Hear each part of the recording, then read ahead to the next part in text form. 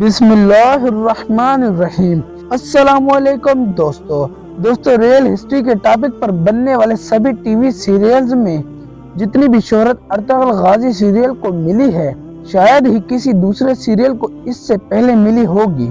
ایک بہت لمبے وقت تک پوری دنیا کے لوگوں پر اسے دیکھنے کا جنون سوار رہا، کیونکہ ارطغرل غازی جتنا ہٹ خود اپنے ملک ترکی میں ہوا اس سے کہیں زیادہ ہٹ وہ باہر دوسرے ملکوں میں ہوا، اور اسی سیریل کی وجہ سے ہی زیادہ تر لوگوں نے سلطنت عثمانیہ کی ہسٹری میں بھی دلچسپی لینا شروع کر دی تھی۔ اور شاید یہی وجہ رہی تھی کہ جب ترکی نے ارطغرل غازی سیریل کے بعد ارطغرل غازی کے بیٹے عثمان غازی پر سیریل بنانے کا فیصلہ کیا تو وہ سیریل بھی سپر ڈپر ہٹ رہا۔ نہ صرف عثمان غازی پر بلکہ سلطنت عثمانیہ کے جتنے بھی دوسرے سلطانوں پر سیریل بنایا گیا وہ سارے ہی سیریلز ہٹ ثابت ہوئے۔ لیکن دوستو اس وقت ترکی کا وہ سیریل کہ جو آہستہ آہستہ ارطغرل غازی کی طرح ہی مشہور ہوتا جا رہا ہے وہ ہے یونس ایمرے۔ یونس ایمرے بھی بالکل ارطغرل غازی کی طرح ہی خود ترکی ملک میں تو ہٹ ثابت ہوا ہی ساتھ اسے بہت سارے ملکوں میں بھی ڈب کر کے بڑے شوق کے ساتھ دیکھا جا رہا ہے۔ اور دوستو حیرانی کی بات یہ ہے کہ یونس ایمرے نام کا یہ سیریل جس انسان کی زندگی پر بنایا گیا ہے اس انسان کا سلطنت عثمانیہ سے کوئی رشتہ نہیں تھا۔ لیکن اب سوال یہ ہے کہ جب یونس ایمرے نام کے اس انسان کا سلطنت عثمانیہ سے کوئی بھی رشتہ نہیں تھا تو آخر ان کے اوپر سیریل کیوں بنایا گیا ہے؟ آخر اسلامک ہسٹری میں اس انسان کو اتنی زیادہ اہمیت کیوں حاصل ہے کہ جس کی وجہ سے اس کی زندگی پر بننے والے سیریل کو پوری دنیا کے لوگ اتنی زیادہ شوق سے دیکھ رہے ہیں؟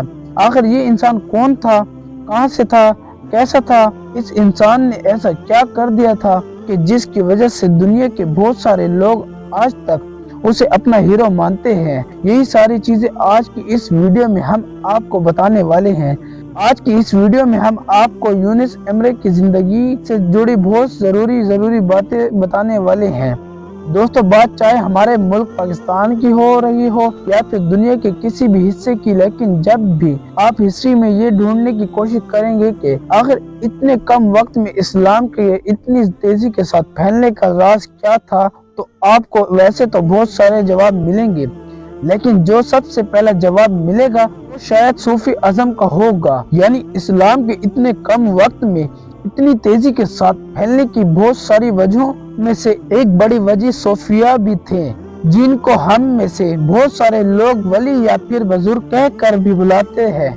پوری دنیا کی طرح ہی ہمارے پاکستان میں بھی وقت کے ساتھ ساتھ دین اسلام کی تبلیغ کرنے کے لیے بہت سارے بزرگ یعنی صوفیہ جنم لیتے رہے، جن میں حضرت معین الدین چشتی اجمیری، حضرت خواجہ قطب الدین بختیار کاکی، حضرت بابا فرید الدین گنج شکر جسے بزرگوں کے نام سرفرست ہیں۔ ان لوگوں کی بات اور نیک زندگی اتنی زیادہ خوبصورت ہوا کرتی تھی کہ جو بھی ان کے پاس ایک بار آ کر بیٹھ جایا کرتا تھا وہ ہمیشہ کے لیے ان کا ہی ہو جایا کرتا تھا۔ یہی وجہ تھی کہ دن بدن ان کا گروپ حد سے زیادہ بڑا ہوتا جاتا تھا۔ پیغمبر اسلام حضرت محمد صلی اللہ علیہ وسلم کے نقش قدم پر چلنا ہی ان کی زندگی کا ایک واحد مقصد ہوا کرتا تھا۔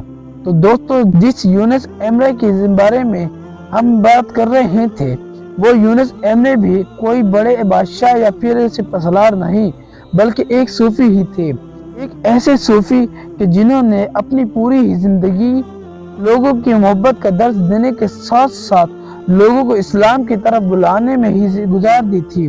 دلچسپ بات تو یہ ہے کہ سلطنت عثمانیہ کی بنیاد رکھنے والے عثمان غازی کے والد یعنی ارطغرل غازی اور یونس ایمرے کا ایک ہی دور تھا، یعنی جس دور میں ارطغرل غازی کی پیدائش ہوئی تھی اسی دور میں ہی یونس ایمرے کی بھی پیدائش ہوئی تھی۔ دوستو کیونکہ یہ وہ دور تھا کہ جب سبھی مسلم سلطنتیں کمزور پڑ چکی تھی اور پوری مسلم دنیا کو جہاں ایک طرف منگولوں کا خطرہ منڈلا رہا تھا تو وہیں دوسری طرف تمام صلیبی قوتیں بھی مسلمانوں کو کچل ڈالنے کا پورا ارادہ کر چکی تھی۔ ایسے مشکل بھرے حالات میں جہاں ایک طرف ارطغرل غازی اپنی تلوار کے ذریعے سے ایک مضبوط اور مستحکم مسلم سلطنت کو قائم کرنے کی کوشش کر رہے تھے तो वहीं दूसरी तरफ यूनुस एमरे भी अनातोलिया यानी आज की तुर्की के इलाके में ही अपनी मोहब्बत से भरी शायरी के जरिए से लोगों को इस्लाम की तरफ दावत दे रहे थे। दोस्तों, यूनुस एमरे 1238 में अनातोलिया यानी आज की तुर्की के एक छोटे से गांव में पैदा हुए। यूनुस एमरे का बचपन बहुत ज्यादा गरीबी और मुश्किल में गुजरा था, क्योंकि उनका वालिद एक किसान थे और जब वो पैदा हुए थे उसी साल उनके इलाके में सूखा पड़ गया था, जिसकी वजह से उनके घर में 2 वक्त की रोटी के लिए भी लाले पड़ गए थे। लेकिन गरीबी के बावजूद भी यूनुस एमरे ने कभी हिम्मत नहीं हारी और वो हद से ज्यादा मेहनत से पढ़ाई किया करते थे। उनकी हमेशा से यही ख्वाहिश रहा करती थी कि वो पढ़ लिख कर एक ना एक दिन ऐसी नौकरी जरूर हासिल कर लेंगे कि जिसके जरिए से उनके घर की तमाम परेशानियां दूर हो जाएंगी और उनके माँ बाप भी बड़ी खुशी के साथ रहने लगेंगे।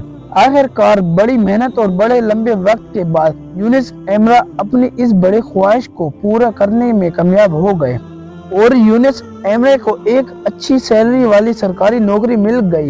यूनुस एमरे को एक बड़े शहर का काजी बनाया गया था, यानी आसान लफ्जों में अगर आपको बताएं तो यूनुस एमरे को जज बनाया गया था। ये यूनुस एमरे की जिंदगी के वो दिन थे जब यूनुस एमरे को शायरी और सूफिया की जिंदगी से कोई लेना देना नहीं था, बल्कि वो तो शायरी से नफरत किया करते थे और अपनी जिंदगी में मस्त रहा करते थे।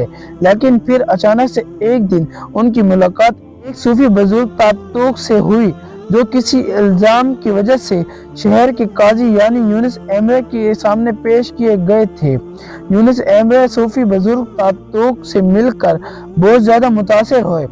अब चूंकि सूफी बुजुर्ग ताबतूक के ऊपर मुकदमा चल रहा था, इसीलिए इस मुकदमे की वजह से यूनुस एमरे की अक्सर सूफी बुजुर्ग ताबतूक से मुलाकात हुआ करते थे। इन मुलाकातों का यूनुस एमरे के ऊपर ऐसा असर हुआ कि यूनुस एमरे ने अपने गलत फैसले की वजह से काजी के ओहदे से इस्तीफा देकर सूफी बुजुर्ग ताबतूक की शागिर्दी इख्तियार कर ली, यानी वो उन बुजुर्ग के स्टूडेंट बन गए। बस यही वो वक्त था कि जब एक आलीशान जिंदगी जीने वाले यूनुस एमरे अपनी सारी शान और शौकत छोड़कर एक सादा मिजाज बुजुर्ग और सूफी बन गए थे। सूफी बुजुर्ग ताबतूक ने अपने नए शागिर्द यूनुस एमरे का इम्तिहान लेने के लिए उनसे बहुत सारे मुश्किल काम करवाए। यूनुस एमरे अपने शेख ताबतूक के लिए न सिर्फ जंगलों से लकड़ियां काट कर लाया करते थे, बल्कि गांव-गांव जाकर गली गली सदाएं भी लगाया करते थे। किसी दौर में शायरी से नफरत करने वाले यूनुस एमरे अब आहिस्ता आहिस्ता बहुत बड़े शायर भी बन चुके थे। यूनुस एमरे अपने दौर के कितने बड़े शायर थे, इस बात का अंदाजा सिर्फ आप इस बात से लगा सकते हैं। यूनुस एमरे को रोमी सानी यानी दूसरा रोमी भी कहा जाता है। हालांकि हम सभी जानते हैं कि हजरत मौलाना जलालुद्दीन रूमी सूफिया के दुनिया के सबसे बड़े शायर माने जाते थे। दोस्तों, भले ही यूनुस एमरे को अफगानिस्तान, पाकिस्तान, हिंदुस्तान और बांग्लादेश जैसे मुल्कों के मुसलमान कम ही जानते हों, लेकिन पूरे यूरोप और मिडिल ईस्ट एशिया में रहने वाले सारे मुसलमान आज भी उन्हें अपना हीरो मानते हैं। उनकी शोहरत का अंदाजा सिर्फ आप इस बात से लगा सकते हैं, आज भी तुर्की में इनके बहुत सारे स्टैचू मौजूद हैं। न सिर्फ स्टैचू बल्कि वहाँ की करेंसी पर भी उनकी तस्वीर छापी जाती है।